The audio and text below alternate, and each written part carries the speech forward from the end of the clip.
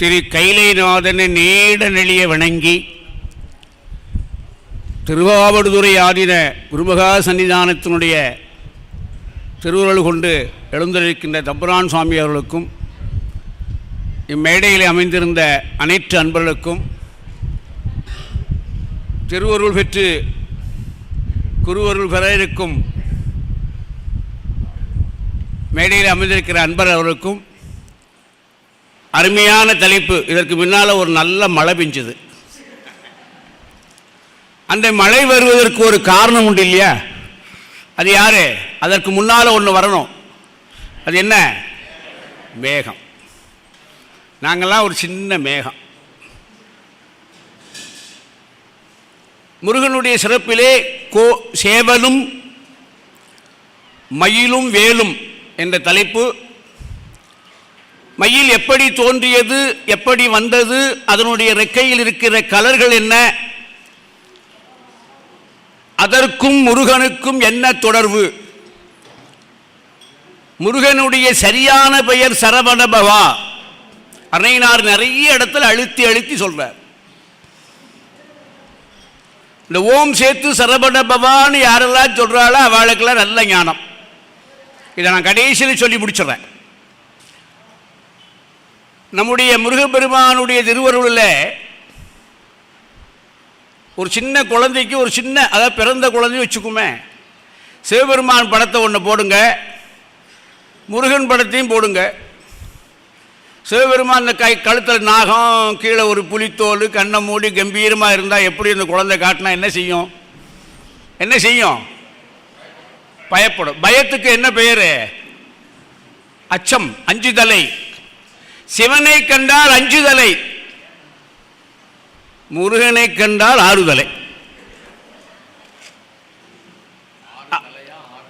ஆறுதலை ஆறுதலை. அதுக்கப்புறம் இந்த குழந்தை என்ன ஆயிருது? ஆறுதல் ஆயிருது. இல்ல, நான் சும்மா ஒரு இதுக்காக சொல்ல, இது ரெண்டையும் ஒப்பிட்டு சொல்லிடலாம். மயில் எப்படி தோன்றப்பட்டதுன்னு நான் ஒரு 10 நாளைக்கு முன்னால் பேசியிருக்கிறேன். கேட்காதவர்கள் இருப்பீர்கள் என்பதற்காக மறுபடியும் சொல்லி, புராணங்கள் யார் வேணாலும் பேசலாம், தத்துவத்தினுடைய சாராம்சத்தை பேசணும். நான் தத்துவம் கேட்கறதுக்காகவே பல காலம் வழிஞ்சேன். சாமி சொன்னாங்க, எங்களுக்கு துப்பாக்கி தொழிற்சாலை கொடுத்தார்கள், 800 ஏக்கர் தர்மம் பண்ணினேன். வலது கையில் செய்யும் தர்மம் இடது கைக்கு தெரியாமலே வாழ்ந்தேன். இப்போ ஐயா சொன்னாங்க நான் அமெரிக்கா போனேன்னு. நான் 16 முறை அமெரிக்கா போனேன், 16 கோடி ரூபாய் சம்பாத்தியம் பண்ணேன், 16 கோடி ரூபாயும் அங்கேயே தர்மம் பண்ணேன். வரும்போது ஒரு சூட்கேஸோடு வருவேன். இந்த கொள்கை இன்னும் மாறாமல் வைத்திருக்கிறேன். அதாவது கொள்கை என்பது ஒரு குருமாதத்திலிருந்து தெரிய வேண்டிய உண்மை. எங்கள்கிட்ட பையங்க சொல்லுவாங்க, சாமி யாராவது எங்கள் மடத்தை கொஞ்சம் அபிவிருத்தி பண்ணணும், கொஞ்சம் நான் அதை பண்ணுறேன் இதை பண்ணுறேன், நான் என்னெல்லாமோ பண்ணி முடிச்சுட்டு வந்துட்டேன்டா, இனிமேல் எதுவும் பண்ண வேண்டாம். உண்மை அது அல்ல. நல்ல குருநாதர் கிடைத்தார் என்பதற்காக சொல்ல வருகிறேன். மயில் ஏறு மயில் ஏறி விளையாடு முகம் ஒன்று. அங்க 2 ஏரி வருகிறது. ஏரி விளையாடு முகம் ஒன்று. அந்த ஏரி என்ன? மேகம் என்கிற மேகம் மலையில் ஏறினால், மலை மேல் ஏறினால் அப்போதுதான் மயில் ஆட ஆரம்பிக்கும். அது வரைக்கும் மயில் ஆடாது. இறைவனுடைய படைப்பிலே வானத்திலே மேகம் இருள் சூடினால் மட்டுமே தான் மயிலுக்கு பரிபூரணமான உணர்ச்சி வரும். எவ்வளவு பெரிய விஷயம்! மற்ற நாளெல்லாம் மயில் ஆடாது. அந்த வானத்து மேலே மேகம் வந்தால் மட்டுமே மயில் ஆடத் தொடங்கும். அதுதான் சொன்னார், ஏறி மயில் ஏறி. மேகம் இயற்கையாக ஏறினால் மட்டுமே மயில் தோகை விரித்து ஆடும். மற்ற நாள் மேகம் தோகை இருக்காது. அதுவும் பகல் மேகம், இரவு மேகம், மாலை மேகம் என்று 3 மேகத்தை சொல்றார். அன்னையினார் ஒருத்தர் ஒரு பாட்டில் நம்ம தெளிவாக சொல்கிறார். மயில் விருத்தம் ஒரு இடத்துல காலையிலே வர்ற மேகம் மயில் லைட்டாக தான் ஆடுமா, சுபமேசுங்கிறார். பகலில் வர்ற மேகம் சூரியனும் மேகமாக சேர்ந்து இருக்குமா, சரியா இருக்காதான். இரவுல வருகிற மாலையில் வருகிற மேகம், அந்தி சாய்கின்ற போது வருகின்ற மேகம்தான் மயிலுடைய தன்மையை கூட்டும். இறைவனுடைய படைப்பிலே இரண்டு வித்தியாசம் பாருங்கள். உலகிலே எல்லா மிருகங்களும் மனிதர்களும் வாழ்கின்ற மரங்களும் ஆண்பால் பெண்பாலோடு சேர்ந்துதான் வாழும். மயில் மட்டும் ஆணும் பெண்ணும் சேருவதில்லை. முதல்ல அதை தெரிஞ்சுக்கணும். பெண்மயிலும் இருக்கும், ஆண்மயிலும் இருக்கும். எப்படி? மேகம் தோகை விரித்து ஆடும்போது பெண் கோழி அதுவும் தன்னுடைய சிறகை பொல்லா சிறகை விரித்து கூத்தாடுமா, அவ்வளவுதான்.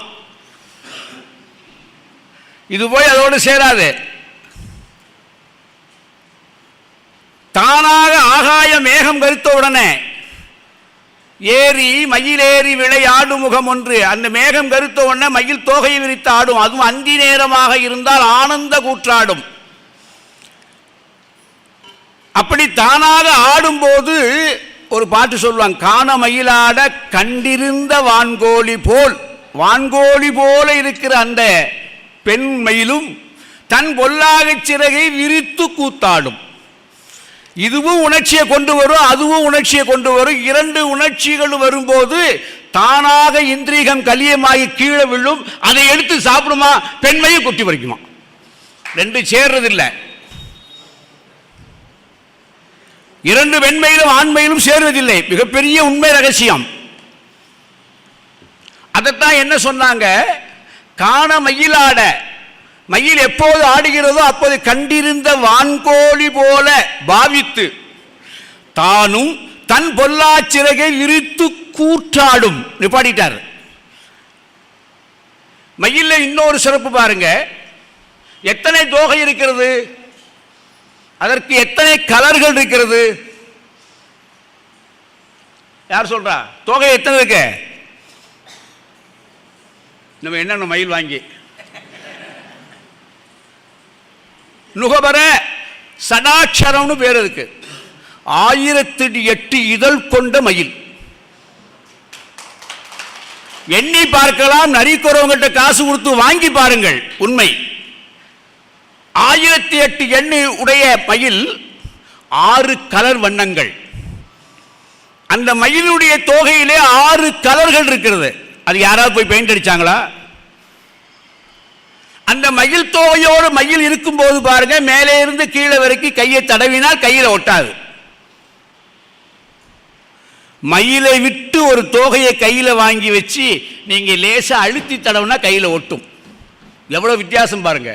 அங்க இருக்கும் போது ஒட்டாது, அதை விட்டு வெளியே வந்தா கையில் ஒட்டும்.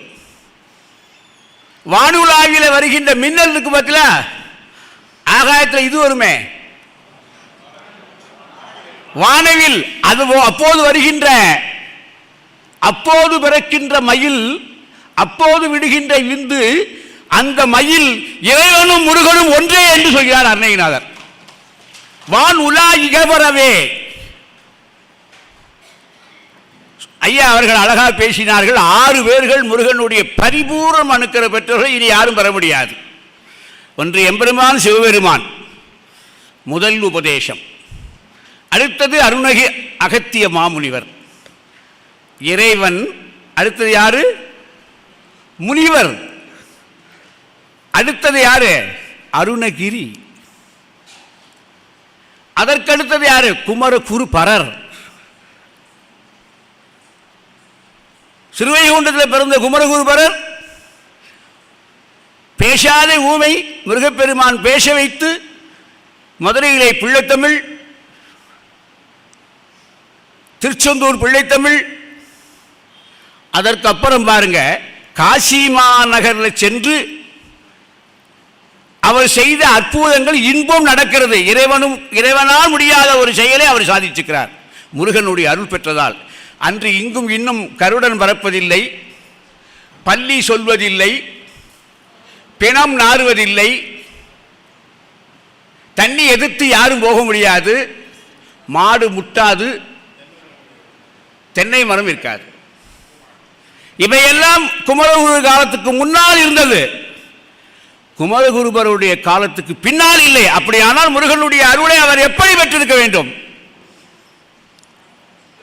அடுத்தது வண்ணச்சரவ தண்டபாணி சுவாமிகள். யாருமே அதை பற்றி சொல்றதில்லை. வண்ணச்சரவ தண்டபாணி சுவாமிகள் திருமாமாத்தூரில் இருக்கிறார். திருநெல்வேலி ஜில்லாவில் பிறந்தவர். அருணகிரிநாதரை போலவே 5000 பாடல் பாடியவர். ஒரு சிறப்பு பாருங்க,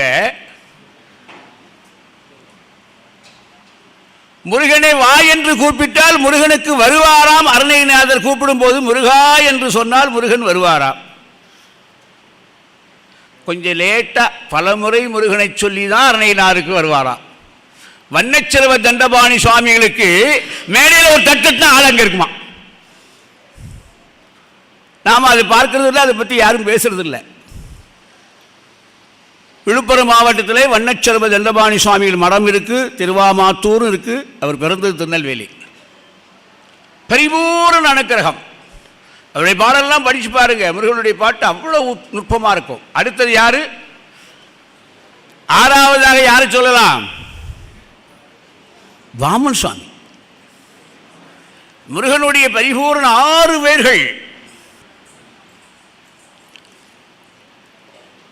முருகனுக்கு சிவபெருமானுக்கு 5 தலை, முருகனுக்கு 6 தலை. சிவனை கண்டால் 5 தலை, முருகனை கண்டால் 6 தலை. இப்படி சொல்லலாம். ஐயா சொன்னாங்க 2 1 தான். நம்ம 2 1 தான் முடிக்க போறோம்.